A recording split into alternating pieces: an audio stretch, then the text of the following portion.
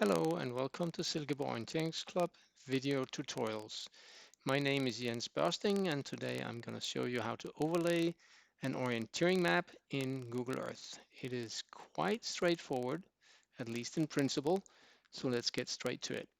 First of all, you want to navigate in Google Earth to the forest that you are trying to overlay your map on. I'm going to zoom in on Sletten, which is one of our beautiful forests near Silkeborg. And once you have that about filling your screen, you come up here in Google Earth and click on the new image overlay icon, and then you click on browse. You browse to your map that you would like to overlay, and you click. First of all, let me just mention that the format you have to look for is a JPEG, BMP, TIF, TGA, PNG, JPEG, GIF, or PPM, PJM type maps. So you cannot bring in an OCAD map or a PDF map. You have to convert to one of these formats first. So you click on your file and then you click open, and your map comes in as an overlay. Now, even though this is a georeferenced map, Google Earth doesn't have the capability of reading that georeference and therefore place the map correctly on top of Google Earth. So we have to do that manually, and that's a little bit of a tedious process.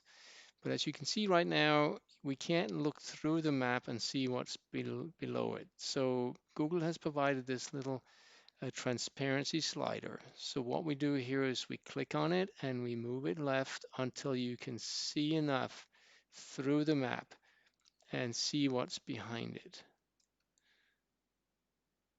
And then you come in and you move this to the side, and then you zoom in on your map to see what is behind it. Now the exercise is to move the map so it fits and overlays where you want it to be. And this is the tedious process. If you click in the middle here, you can move the entire map so it's about right. And then you have to zoom in on features. Typically, you would zoom in on a corner like this and say, where is my map here? I have a building here and I have a building here. So you click on this corner and you move out until these two buildings, the building in real world or on Google Earth and on the map, they are overlaying each other. Then you will typically go to another corner. Now this is a little difficult because this is out in the water, but you will come up here in this corner and you'll click and you will drag this corner out here to see if you can get the coastline to look almost where it should be. You can zoom in on another corner.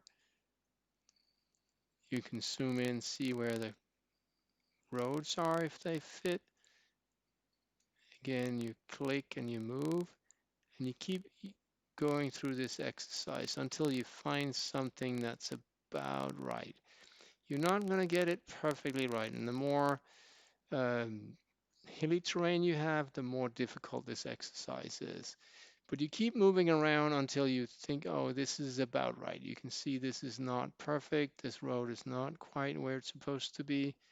I can click here and drag it a little bit in one dimension only and not in two dimensions. And you basically just keep going back and forth until you feel like, this is about right. Now, if the map is not perfectly aligned to north, then you can click on this little diamond here you see in green. And then when you move that up and down, you actually rotate the map. So if rotation is the issue, then that's the tool you would have to use.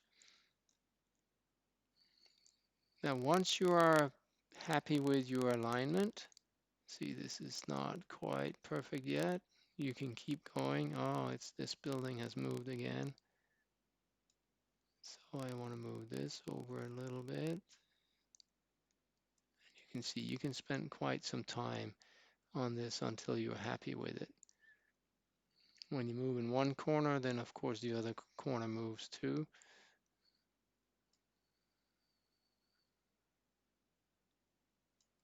So this you can go on for quite some time until you're happy. Now the beauty of doing that, you can go back to your insert here. You can of course call it whatever name you want to, and you can come back and increase the transparency so you got the full map overlaid, and then you click OK, and then your map is in Google Earth. The beauty of that, of course, is if you come up here in the top right corner and click the down arrow, or up arrow, sorry, you can move your map, or you can move the view angle on the map. Keep playing with this. And now you can see how the terrain actually stands out. Now the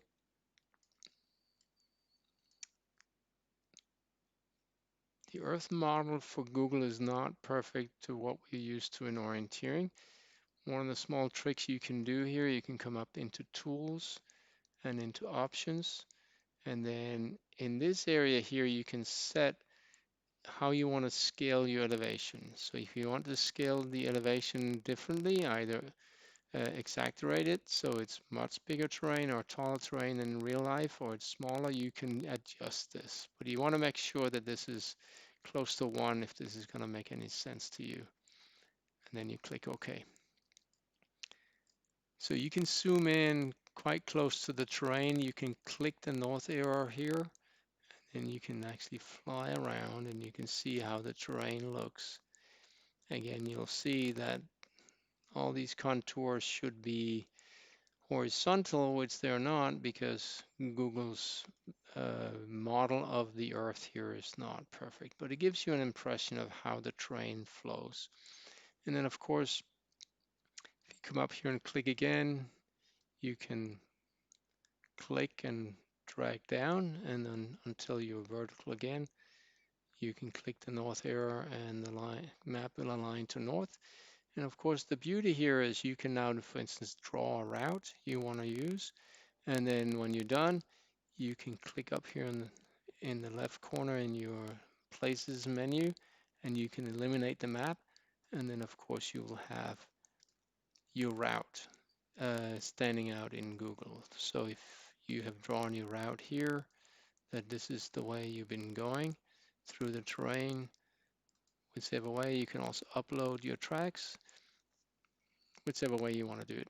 Then you'll see once you turn off your map, then your course is still on here. So it's a nice little feature of getting better terrain and better paths in the trees where you can't see it quite on Google Earth. So this is all there is to it.